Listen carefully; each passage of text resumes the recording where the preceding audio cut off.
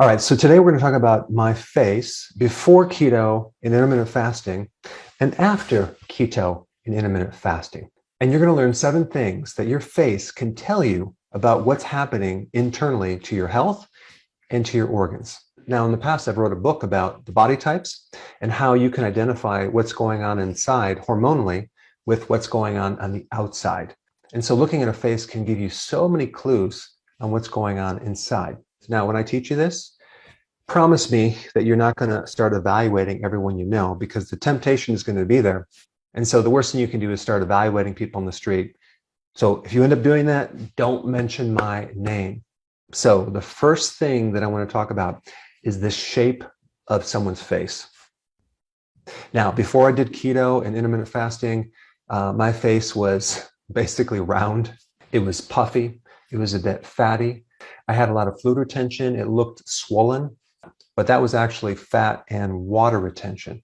Now, before keto, I wasn't necessarily eating terrible junk foods. I was just eating too frequently, and I was definitely eating things that were not on the menu, like fruit, specifically apples.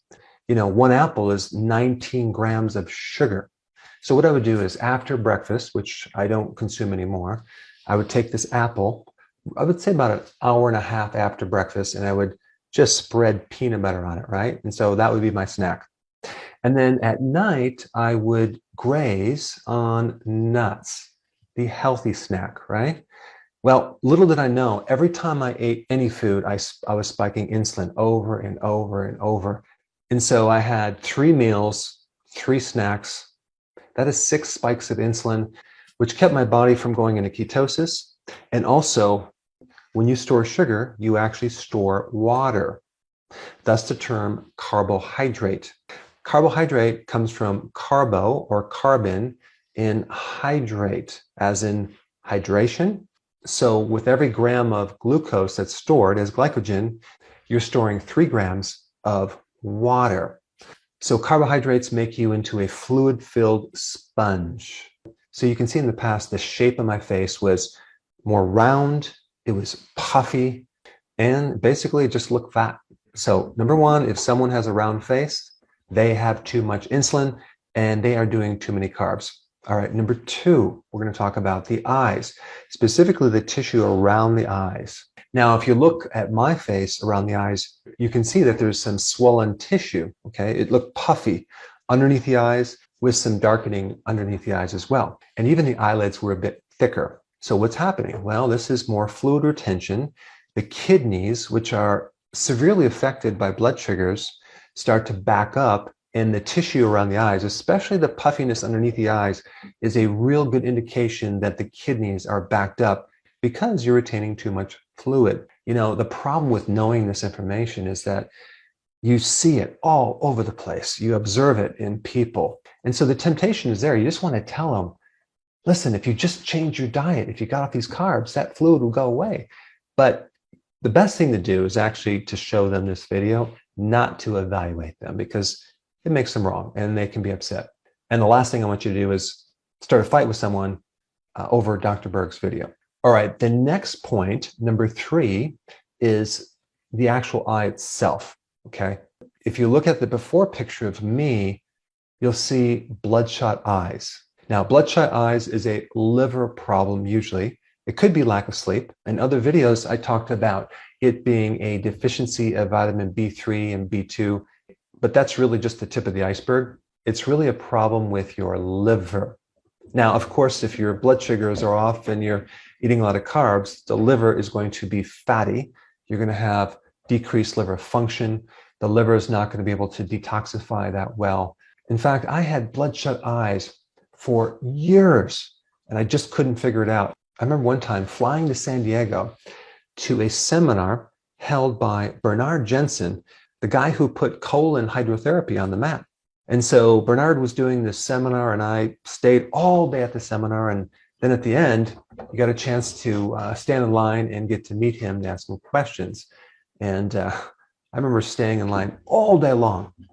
And I finally got to meet him, shake his hand, and I asked him, why are my eyes this bloodshot? And he looked at me and he said, I don't know. So a little bit later, I think it was the day after, my wife and I decided to drive to his house. Just bought his colon hydrotherapy self-colon cleansing kit. I think it was called a colema, which is a combination between a colonic and an enema.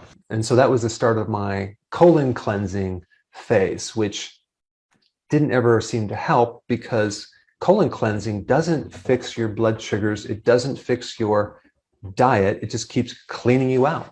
But then you go right back to the same old, same old. But anyway, I had a combination of bloodshot eyes and I had severe irritation on the inside of my eyelids. It felt like sandpaper, okay? So my eyes were dry and red, but the inside of my eyelids were completely red and irritated. Now, looking back at that, that was a severe blood sugar situation. I was going right into diabetes and I didn't know it. But you can see in this picture, I had bloodshot eyes, and that is liver stress. If I recall, even way before that, I think this is my late 20s, early 30s, for breakfast, I would be consuming a huge muffin or a donut or cereal. And I had no concept that that was creating a problem. And even after that, I think there was a phase where I was trying to sleep. So I would do ice cream every night before I go to sleep. So of course I had my share of carbohydrates, and that was a big problem with the eyes. Your eyes have a lot of receptors for insulin, and it is a main target that insulin in blood sugars will affect. All right, number 4, okay, underneath my chin, I had fat underneath my chin. Now, this is just a spill off of accumulated fat, because when you fill up the fat cells, then it starts spilling off into other places. The first place that someone stores carbohydrates as fat is in the liver, okay? And that fills up and then it starts spilling off into the organs. And so you get this little gut. And by the way, I had a pizza crust, okay, in my midsection. But as the fat starts building up, it starts accumulating in your face, underneath your chin. And that doesn't just affect how you look, but that fat is also accumulating in the back of the throat and the back of the sinuses. And this is one of the reasons why people have sleep apnea and they snore. And so again, if you see someone with a thick neck, they probably have sleep apnea and they probably are doing too many carbs. All right, number 5 and 6 have to do with the texture of your skin. My skin was very oily. Now, oily skin is a situation where your oil glands are producing too much oil. They're called sebaceous glands, and the oil is called sebum. And so what's behind that? Too much androgens. Androgens are the male hormone. Now, the question is, why is the body making too much androgen? And the clue to figure this out is to look at a condition called PCOS, polycystic ovarian syndrome. In PCOS, which occurs only in females, you have this huge overproduction of androgens. And what's behind that is too much insulin. So insulin makes your androgens go too high. And if you've been watching my videos, you know what causes too much insulin. It is too many carbohydrates. So we're coming full circle to these darn carbohydrates again. Now, what I'm going to say next is a little confusing, so just bear with me. One of the minerals that they use in skin cream for oily skin is zinc. And so zinc is really good for your skin. Now, here's the confusion. Zinc also increases your androgens. Now, wait a second. I thought androgens cause sebaceous glands to cause more oil production. Why would we want to take more zinc to produce more androgens? Well, the answer to that is that zinc helps balance estrogen, okay? If you're low in androgens, it raises it. If you're high in androgens, it lowers it. It inhibits or blocks an enzyme in the conversion of testosterone to something called DHT, which is a powerful form of testosterone, which if too high can cause male pattern baldness and prostate enlargement and alopecia, which is hair loss. So zinc helps balance estrogen, okay? And it's also really good for PCOS. And it's also vital in the regulation of insulin, okay? So it can help lower insulin to thereby decrease androgens. Does that make sense? And as a side note, you become deficient in zinc when you consume too many carbs. So there's that relationship as well, because too many carbs, too much insulin, zinc deficiency. And then you start producing too much of the wrong testosterone, which is DHT. Now, as another side note, if you're deficient in zinc, you can also develop what's called hypogonadism, which is a situation where your testicles are atrophied, you're not producing enough testosterone, and also low zinc can lead to low sperm count. But overall, zinc can help balance testosterone, and it can also prevent the overproduction of estrogen, because it's also involved in inhibiting another enzyme called aromatase. And aromatase converts testosterone into estrogen. So that's something we don't want too much of in both men and women. So zinc can help regulate the amount of testosterone and estrogen you have. So if someone has oily skin, they have either not enough zinc or they have too much androgen coming from too much insulin.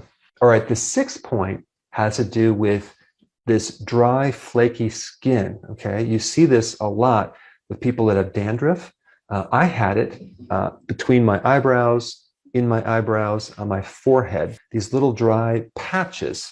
Now, this is a combination of either a liver issue and or too much omega-6 fatty acids. And with me, that was nuts. I was eating a lot of peanuts, peanut butter, and nuts for the entire day.